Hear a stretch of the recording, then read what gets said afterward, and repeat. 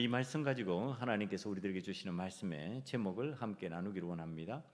나는 정당합니까? 네, 하나님 앞에 한번 물어보세요. 나는 정당합니까?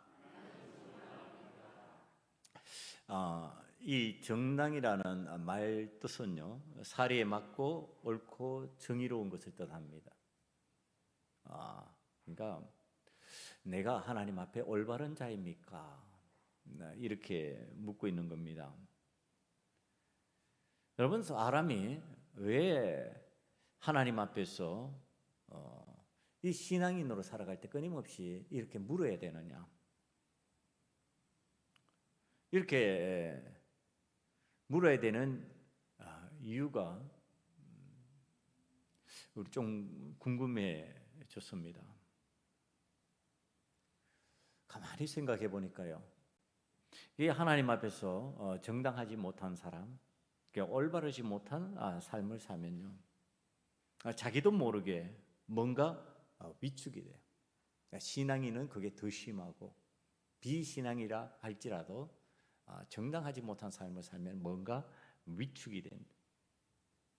그리고 사람의 눈치를 보게 되고요, 그러면서 삶에 불안과 염려, 근심이 생기고 두려움이 찾아오는 현상이 생긴다고 하는 사실을 생각했습니다. 이 두려움에서 벗어나서 담대한 신앙인으로 살아가려고 하면 하나님 앞에서 올바른 신앙인, 정당함이 인정되는 신앙인으로 살아야 되겠다. 그렇게 살아가지 않는 오늘 이 사회 현상에서 일어나는 여러 가지 일들을 바라보면서요, 많은 사람이 가면을 쓰고 그 가면 뒤에서 두려움에 떨고 있다, 염려하고 근심하고 하나님 앞에서 감사하면서 당당하게 살아가는 것이 아니라 위축되어 가지고 어찌해야 될 바를 모르는 현상들이 일어났다. 자, 이것을 하나님 앞에서 깨뜨리고 우리 신앙인들이 하나님 앞에 이 정당성의 문제를 정면으로 다루면서 살아가야 하나님 앞에 감사를 제대로 할 수 있고 하나님의 은혜를 제대로 체험할 수 있다고 하는 사실을 통해서 오늘 이 말씀을 주셨습니다.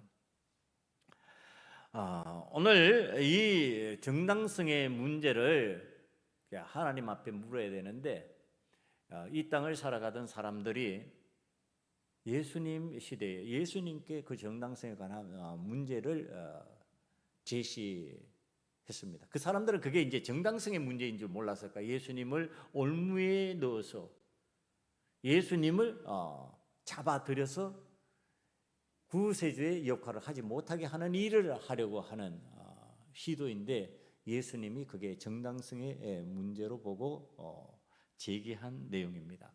자, 이 내용을 좀 잘 이해를 해야 오늘 본문에 있는 이 사건이 이해가 잘 될 겁니다.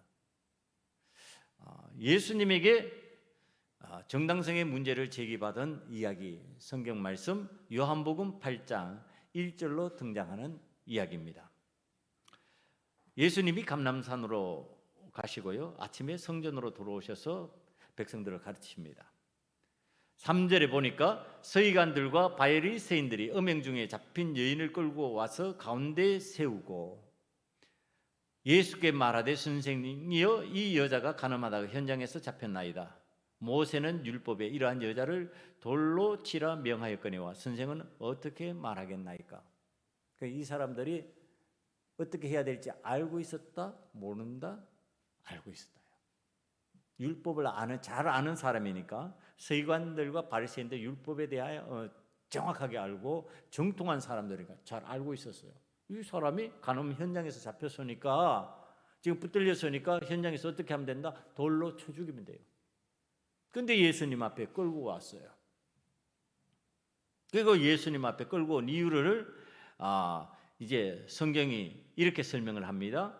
6절에 그들이 이렇게 말하면 고발할 조건을 얻고자 하여 예수를 시험함이러라. 예수께서 몸을 굽히사 손가락으로 땅에 서시니 그들이 묻기를 마지 아니하는지라. 이에 일어나 이르시되 너희 중에 죄 없는 자가 먼저 돌로 치라 하시고 다시 몸을 굽혀 손가락으로 땅에 서시니.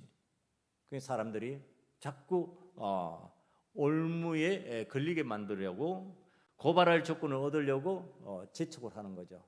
아니 어떡할까요?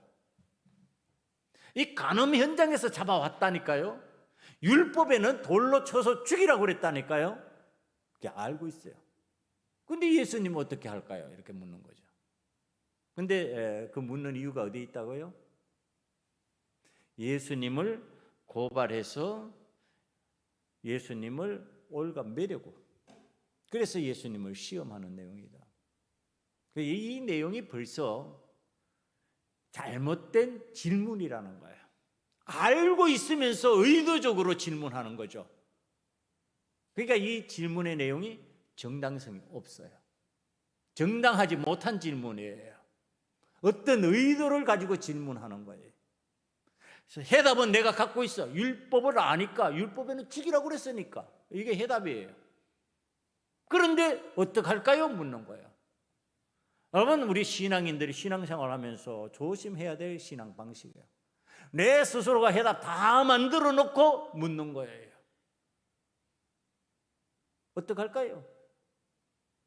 아니, 이것이 하나님 앞에 묻는다 할지라도 우리의 의도가 하나님 앞에 정당하지 못하다는 거예요. 하나님 앞에 질문을 하려면 진짜 의문스러워서 질문하는 내용이 돼야 돼요.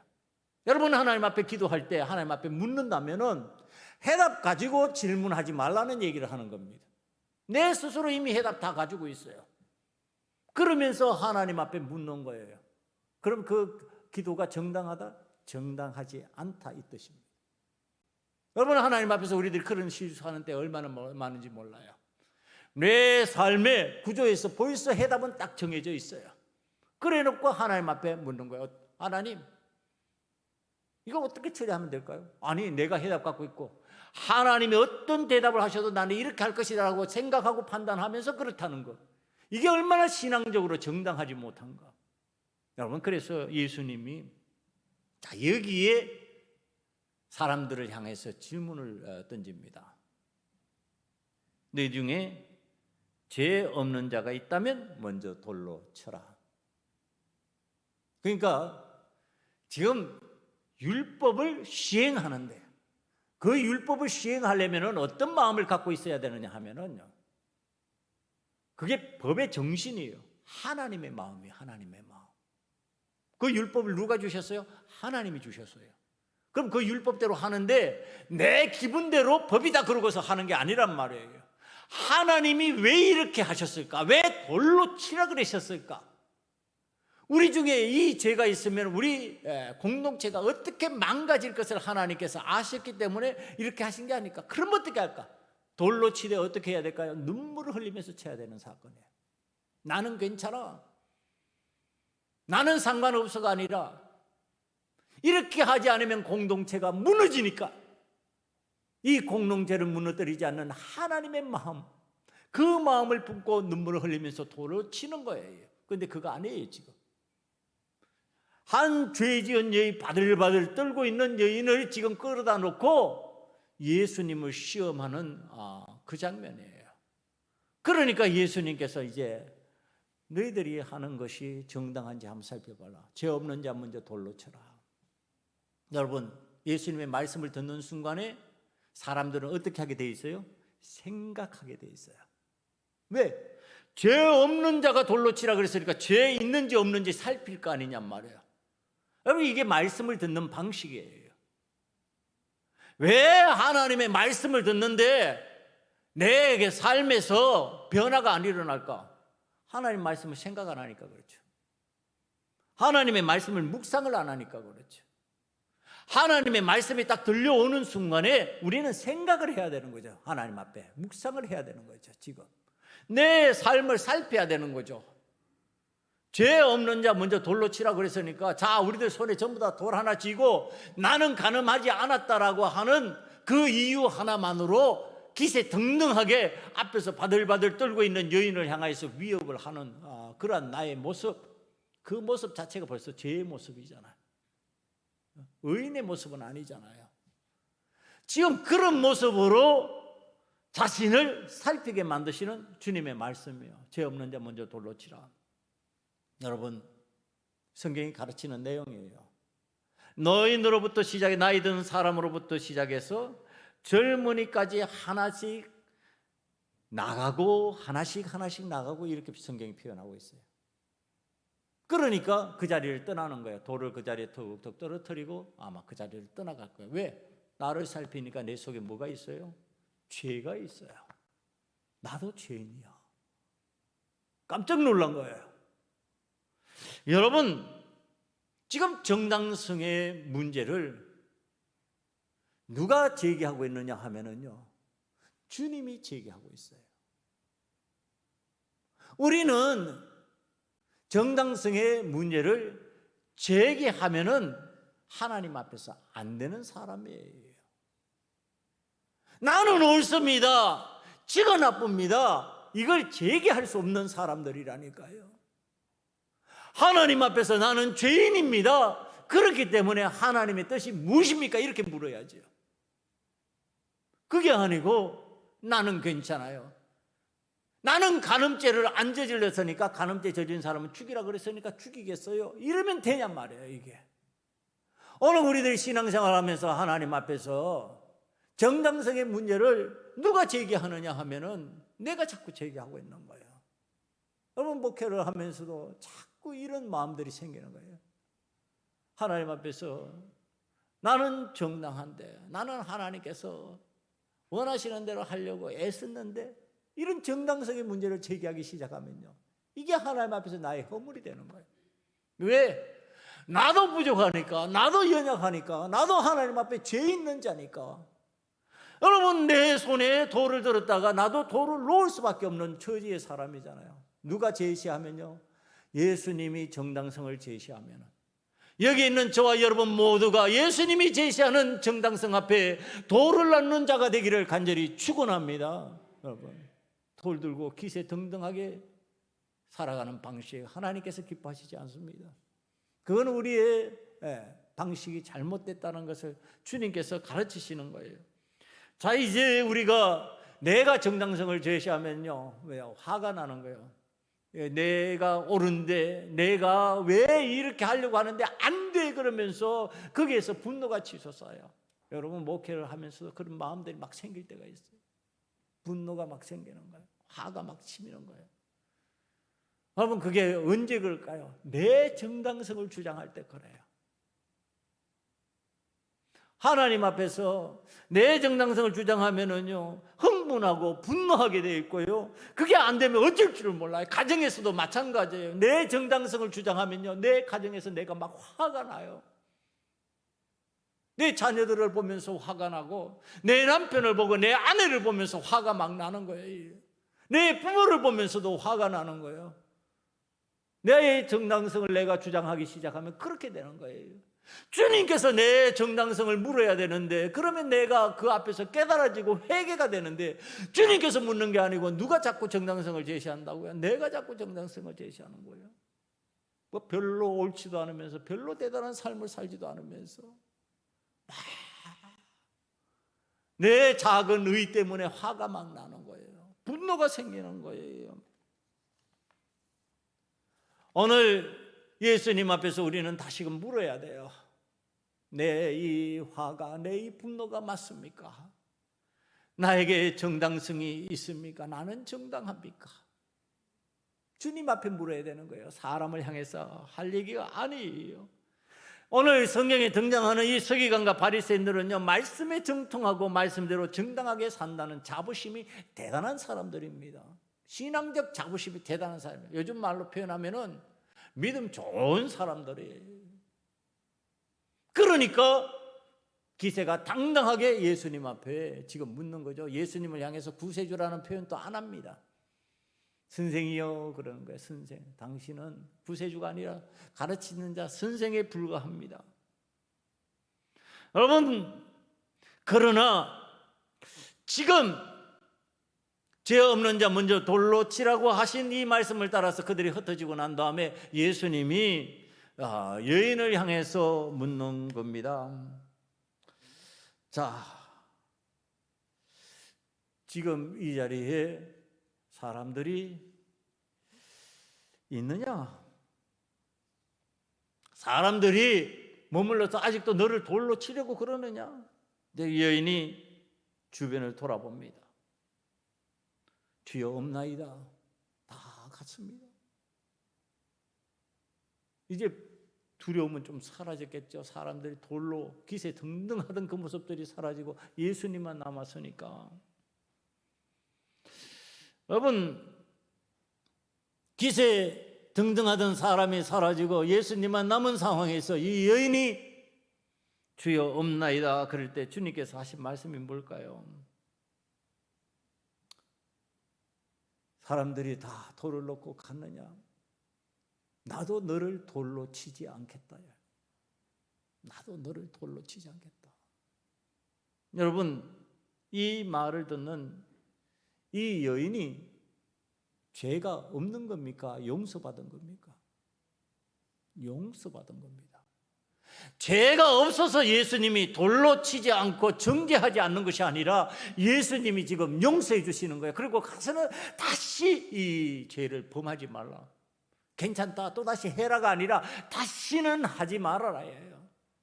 여러분, 오늘 우리 주변에서 내가 정죄받지 않았다 그래가지고 내가 죄 없는 자, 의로운 자가 아니라는 얘기를 하는 겁니다. 나는 뭐다? 죄인임에도 불구하고 주께서 우리를 용서하셨다. 네, 용서하셨으니까 어떻게 해야 된다? 감사하다. 자, 여러분, 이 용서받는 이 여인, 두려움과 공포의 그 현장에서 벗어나는 그 여인의 표현 방식이 서기관과 바리새인 같지 않은 표현 방식임을 우리는 볼 수 있습니다. 그가 하는 표현입니다. 주여 없나이다.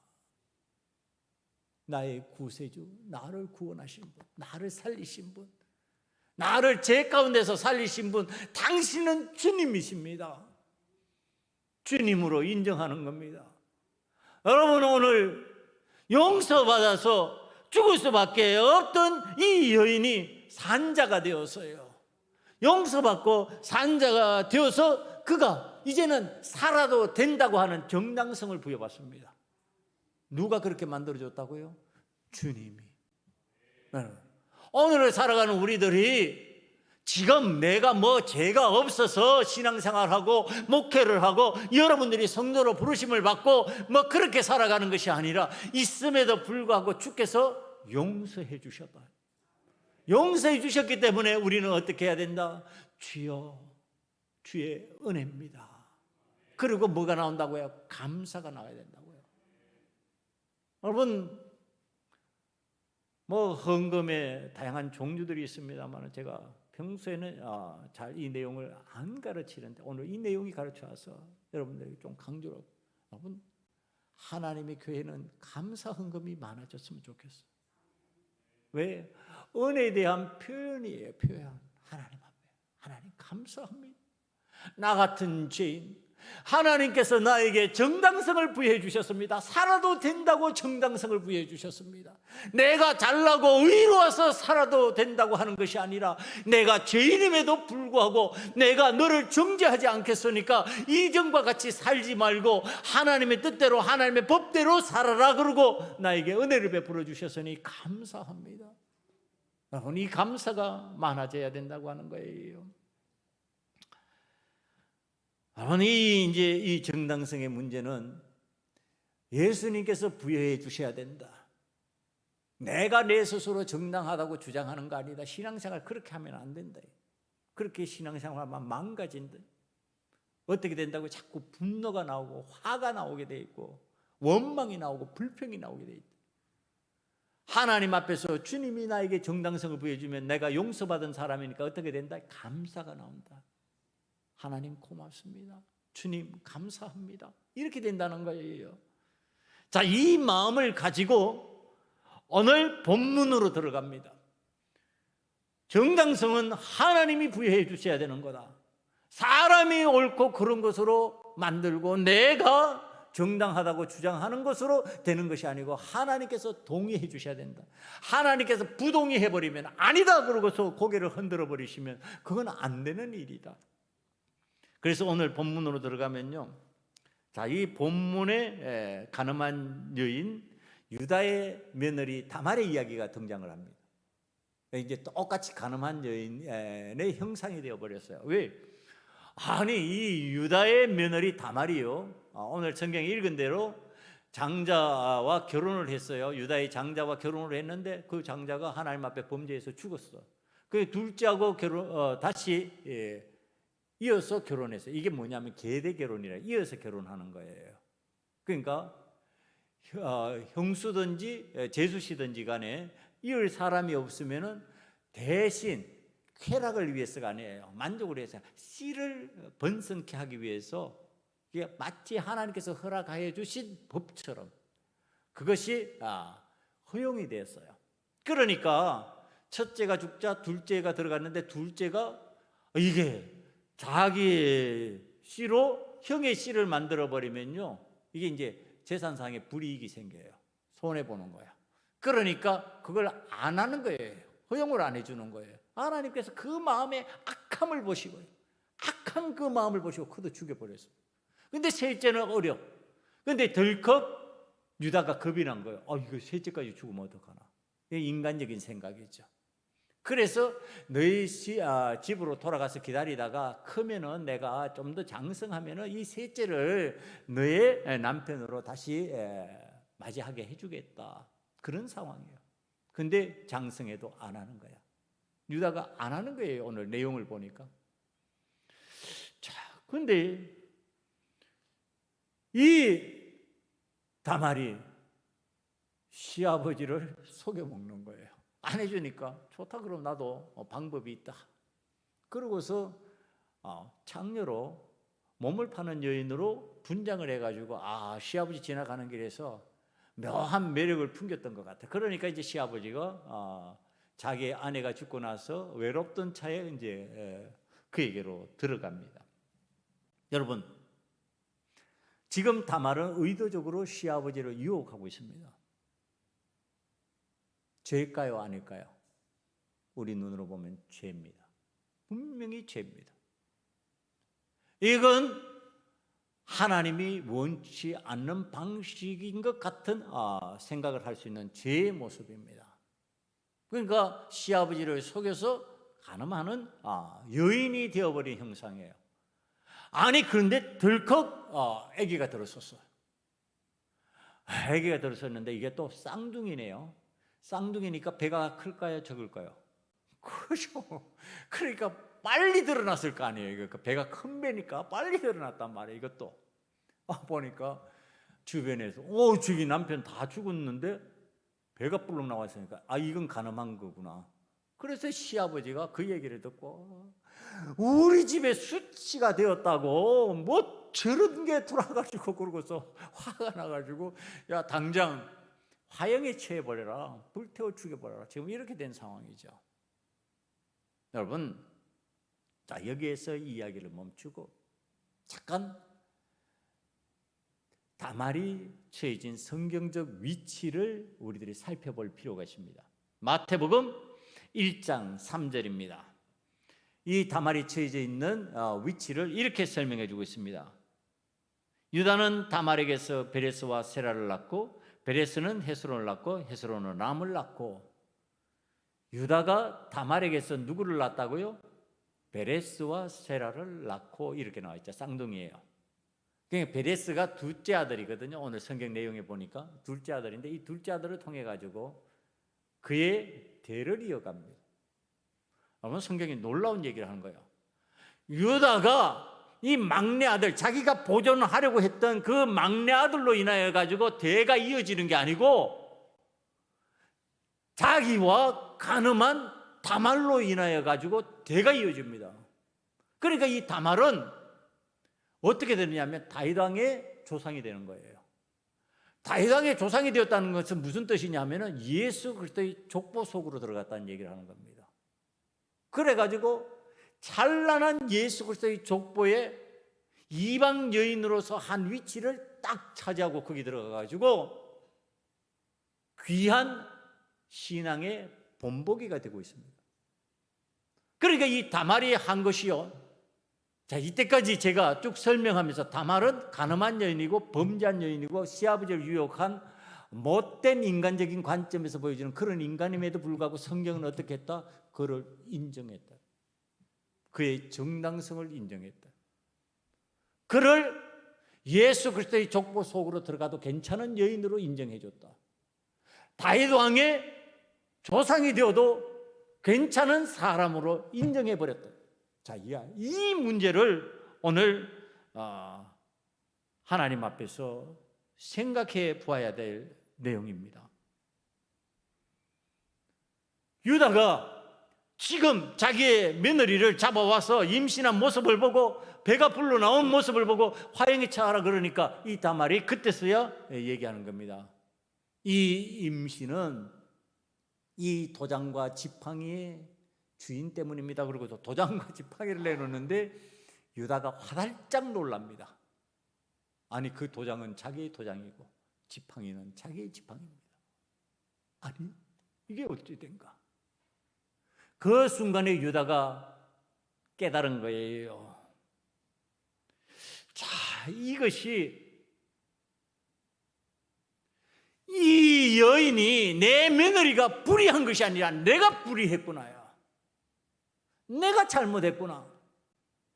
계대 결혼이라고 하는 거, 수혼이라고 하는 거, 그러니까 대를 이어서 결혼하게 만들어주고 내가 염려해서 막을 것이 아니라 하나님 앞에 맡겨야 되는데 하나님 앞에 맡기지 않고 내가 그것을 막으려고 했더니 하나님께서 이 여인을 통해 가지고 내 씨를 그에게 임신하게 만드셨구나. 그러면서 그 입에서 나온 소리요, 그가 나보다 옳다, 그가 나보다 정당하다, 이 뜻이에요. 그가 나보다 정당한 사람이다. 내가 그를 화형에 처할 것이 아니라 화형을 처해야 된다면 누가 먼저 돼야 된다? 내가 죽어야 된다. 내가 화형에 처해져야 된다. 이거 아니다. 저 며느리는 살아야 되는 사람이다. 하나님께서 저 여인에게 씨를 주신 것은 하나님의 계대 결혼을 그가 이으려고 하는 정신, 씨를 번성케 하고 이 야곱의 가문에, 이스라엘의 가문에 그 씨로 인하여서 하나님께서 뜻하시는 바를 이루려고 하는 하나님의 뜻을 저가 실행한 사람이다. 사람의 눈으로 바라보면 그건 가늠한 것이요, 시아버지를 유혹해서 못된 짓을 한 며느리 같이 보이지만은 그게 아니고 그의 정신 속에는, 외형적으로는 그렇게 보일지 몰라도 속에는 뭐이다? 내가 이 가문의 씨로 인하여서 대를 잇게 하고 하나님의 뜻을 번성으로 만들어가리라고 하는 정신이 있었구나. 쾌락적 정신이 아니구나, 이거예요. 그 정당성이 거기에 있는 거예요. 아무튼 오늘 우리들이 신앙생활을 할 때 외형적으로 사람들이 바라보는 거, 그 구조적인 문제, 그게 문제가 아니라 그 정신, 그 속 알맹이가 과연 하나님 앞에서 어떤 모습을 구성하고 있냐가 중요하다고 하는 사실을 오늘 가르쳐주고 있는 거예요. 겉으로 번지르한 거 필요 없다는 거예요.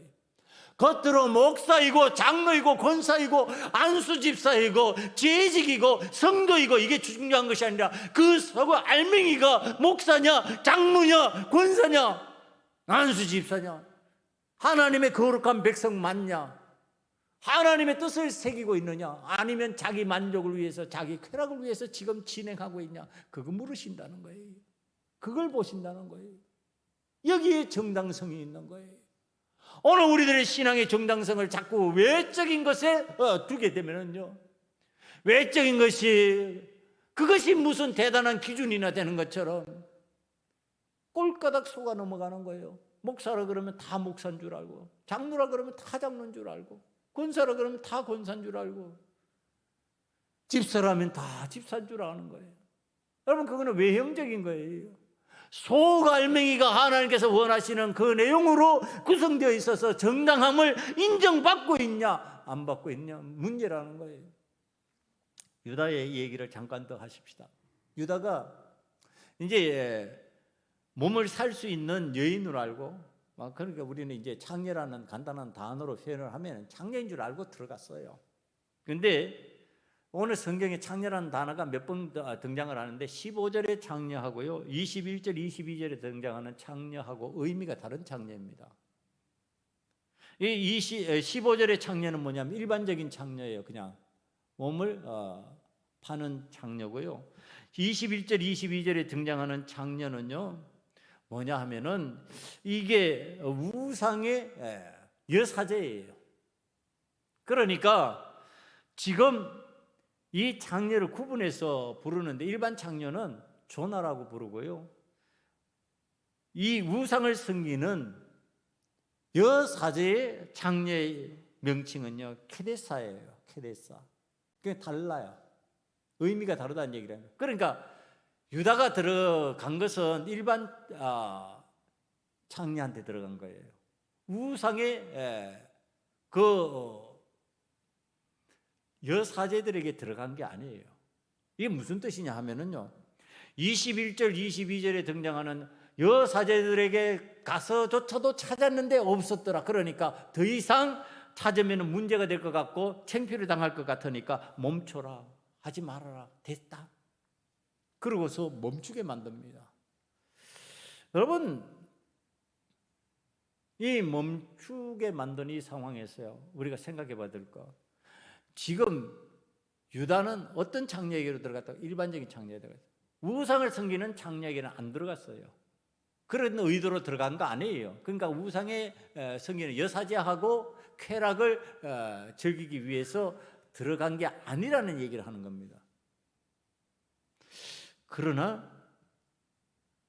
유다의 입장에서 일반 창녀가 되었거나 거룩한 우상의 여사제의 창녀이든지 간에 유다의 입장은 비정상적이다. 정상적인 결혼 관계가 아니잖아요. 정상적으로 하나님께서 허락해 주신 관계가 아니잖아요. 이거 돈으로 사고 파는 관계잖아요. 이거 하나님께서 기뻐하시지 않는 관계거든요. 돈으로 주고 사고 파는 이 관계 속에서도 유다가 오늘 왜 자기는 일반적인 창녀에게로 들어간 듯한 표현으로 성경이 가르쳐주고 있냐? 나는 그래도 적어도 우상을 섬기는 여사제에게 들어가서 쾌락을 즐기는 그런 정신으로 내 쾌락을 즐기지 않았어. 자기 정당화야. 쾌락의 방식이 그래도 나는 하나님을 떠나서 하는 것은 아니었어, 이런 표현 방식이에요. 여러분, 신앙생활 하면서 우리들이 조심해야 될 내용이에요. 분명히 하나님께서 기뻐하시지 않는 비정상적인 관계를 가지면서도, 비정상적인 관계 속에서도 그래도 나는 하나님을 떠난 게 아니야, 이런 식으로 표현하고 있는 거예요. 여러분, 맞아요? 아니에요. 그건 잘못된 거예요. 그런 방식으로 돈으로 사고 파는 성적인 관계를 하나님은 별로 인정해 주시지 않아요. 그것을 수긍해 주시지 않아요. 정당성을 부여하지 않는다는 뜻입니다. 하나님은 정식적인 결혼을 통해 가지고 관계가 형성되고 거기에서 생명이 잉태되고 그 자손으로 인해서 번성한 것을 좋아하시는 거예요. 비정상적 관계가 되어서 그것이 문제를 일으키고 그것이 죽음으로 연결되고, 여러분, 왜 어린 생명들이 죽어나가 떨어지는 현상들이 생긴가요? 그게 정상적인 관계 속에서 정상적으로 하나님 기뻐하시는 모습을 이루는 가운데서 이루어진 생명이라면 그런 일이 안 생겨요. 비정상적으로 넘어가 버리니까 그렇게 되는 거예요. 그러니까 생명의 귀함을 모르는 거예요. 여러분, 유다가 지금 그 일을 하나님 앞에서 자신이 한 일에 대해서 정당성을 호소할지 몰라도, 정당함을 호소한다 할지라도 하나님 앞에서 결국은 고백하게 되는 게 뭐냐면 이 며느리 다말의 증언으로 인하여 가지고 드러나는 거예요. 자기는 창피해지는 거 싫고, 자기는 비신앙인적인 모습으로 하나님 앞에서 드러나는 것이 싫고, 그 위선적인 거, 그 사람의 눈을 의식하고 하는 행동, 하나님은 모르실까? 하나님은 백주대낮에 다 드러나게 만드시는 거예요. 누구를 통해서? 다말을 통해서. 사랑하는 성도 여러분, 오늘 우리들의 삶의 행위를 사람들 앞에서 정당함으로 자꾸 바꾸어 나가려고 하면은 하나님께서 어느 순간에 우리들의 그 하나님 원치 않은 삶의 모습을 백주대낮에 다 드러내게 만드시고 하나님 앞에서 그것을 인정할 수밖에 없는 상황으로 끌고 간다고 하는 사실을 믿음의 사람들은 좀 깨달으시기를 간절히 축원합니다. 그 대표적인 인물 누구예요? 다윗이에요, 여러분. 다윗이 자기는 숨겼어요. 바세바를 취하는 방식, 그리고 그의 남편 우리아를 죽이는 방식, 다 사람들의 눈을 속이고 그가 대단히 훌륭한 왕인 것처럼 그럴듯하게 행동했지만 하나님은 백주대낮에 다 드러나게 만드셨어요. 오늘 우리들에게 하나님은 그 방법을 안 쓰신다고 생각합니까? 우리는 삶의 모양이 적고 규모가 적으니까 덜 드러나는 것 같아 보이는 거죠. 우리는 왕이 아니니까, 우리는 족장이 아니니까 그렇게 크게 안 드러나 보이지만은 그 작은 규모 속에서 여러분들 하나님 앞에 은폐시키려고 하는 것, 하나님 원치 않은 일을 하면서 아니 안 그런 척하고 산다는 것이 가능하냐 말이에요. 그거 안 되는 일이라는 얘기를 하는 거예요. 오늘 하나님 앞에서 이제 유다가 버림받지 않고 그래도 오늘 다말을 통해서 그 씨가 번성해지고 다윗의 조상이 되고 예수 그리스도의 족보에 오르는 조상이 된 이유가 어디 있을까요? 유다가요, 회개하는 사람이었어요. 옳다, 내가 잘못했다, 내가 하나님께서 허락해 주신 그 법을 어겨버렸다, 내가 걔네 결혼시켜줘야 되는데 안 했다, 내 생각한 것이다, 내 염려한 것이다. 여러분, 성경이 증언하는 게 뭐냐면요, 그의 막내 아들을 통해 가지고 유다의 번성이 일어난 것이 아니고 유다가 다말에게서 낳은 베레스를 통해서 번성해지고 있습니다. 여러분, 오늘 우리는 하나님 앞에서 회개하는 심령이 되면은요, 이런 번성의 은혜가 찾아오게 될 줄 믿습니다. 여러분, 왜 하나님 앞에 내 속에 있는 모습 그것을 그대로 드러내지 못하냐 말이에요. 그냥 드러내야 돼요. 그게 하나님의 은혜를 나누는 방식이에요. 은폐시키고 숨기고 사람들 모르게 한다고 그래가지고 하나님이 모르시냐 말이에요. 하나님은 다 알고 계시는데. 여러분, 오늘 이 유다의 이야기가 요셉의 이야기 중간에, 지금 요셉의 이야기가 쭉 진행되는 과정이에요. 그 중간에 뜬금없이 들어오는 이유가 여기 있습니다. 왜 요셉의 이야기에 유다의 이야기가 등장을 할까요? 형들의 사악하고 위선적인 행동에도 불구하고 하나님은 요셉을 통해서 하나님의 위대한 계획을 진행하고 계셔요. 유다의 사악한 생각 속에서도 하나님은 다말을 통하여서 그 가문에 다윗 왕이 나게 하시고 그 족보 속에서 예수 그리스도의 탄생을 준비하고 계셨다라고 하는 사실. 여러분, 우리는 하나님 앞에서 사악하고 위선적인 모습이 있다 할지라도 하나님께서 오늘 나를 들어서 쓰시기 위해서 하나님의 제단으로 부르시고 하나님의 자녀로 부르시고 그리스도인에게 만들어주신 줄 믿습니다. 그 은혜를 생각하면요, 우리는 하나님 앞에서 깨달아지는 것이 내 정당성은 주님으로부터 부여받아야 되는구나, 내 정당성은 하나님께로부터 부여받아야 되는구나, 내가 스스로 정당하다고 주장하는 것 그것으로 되지 아니하는구나. 그 대표적인 성경 인물 한 명을 다시 제시한다 그러면 사도 바울이요. 사도 바울이 사울이라는 이름으로 그가 바리새파 중에 한 사람, 산헤드린 공회의 회원 중에 한 사람으로서 기세가 등등해서 예수 믿는 자를 갖다가 잡아 죽이러 다닙니다. 잡아서 옥에 가두려고 다닙니다. 그게 내 정당성이요, 나의 의예요. 내가 보기에는 이게 옳아. 그런데 누구 만났어요? 예수님 만났어요. 예수님은 네가 핍박하는 예수다. 그러면서 예수님의 정체성을 밝히고요, 예수님을 바라보게 하고 예수님의 말씀을 듣게 만들으셨어요. 예수님의 말씀이 들리는 순간에 이 사도 바울이 하나님 앞에서 거꾸로집니다. 주님 앞에서 거꾸로집니다. 그리고서 자기의 정당성이 잘못되었다는 것을 고백합니다. 내가 죄인이다. 나는 죄인의 괴수다. 그런데 주님께서 그를 세워서 쓰십니다. 정당성이 누구에게로부터 왔습니까? 나로부터가 아니에요. 사도 바울 자신으로부터가 아니고 누구로부터? 주님으로부터. 주님께서 쓰신 사람이 되는 겁니다. 사랑하는 우리 소금원약교회 성도들 모두가 하나님께서 정당성을 부여하는 사람, 예수 그리스도께서 여러분들의 삶에 정당성을 부여하는 사람으로 쓰임받을 수 있기를 간절히 축원합니다. 그래서 내 행동이, 내 계획이 오늘 또 하나님 뜻 안에서 이것이 맞습니까? 묻는 자가 돼야 되는 거예요. 하나님께서 내가 이렇게 하려고 그러는데, 내가 이렇게 예배하려고 그러는데, 내가 이 공동체에서 이렇게 활동하려고 그러는데 이거 맞습니까? 하나님 앞에 물으면 하나님께서 하나님께 허락해 주시는 거, 그게 정당성이 있는 거예요. 내가 하고 싶은 거 하는 거 아니에요. 내가 원하는 대로 하는 거 아니에요. 내가 좋아하는 방식대로 믿는 게 아니고 하나님이 믿으라고 하는 방식대로 믿어야 돼. 그래야지 그 안에 정당성이 부여되는 거예요. 사랑하는 성도 여러분, 저와 여러분은 하나님께서 선택하시고 하나님께서 쓰시는 정당성이 부여된 하나님의 사람들, 그리스도인이 되기를 간절히 축원합니다. 이 시간에 우리 한번 하나님 앞에 기도합시다.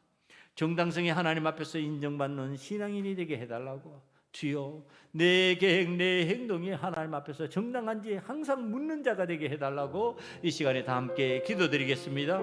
아버지 하나님은 정당성이 하나님 앞에서 인정받는 신앙인이 되게 하시옵소서.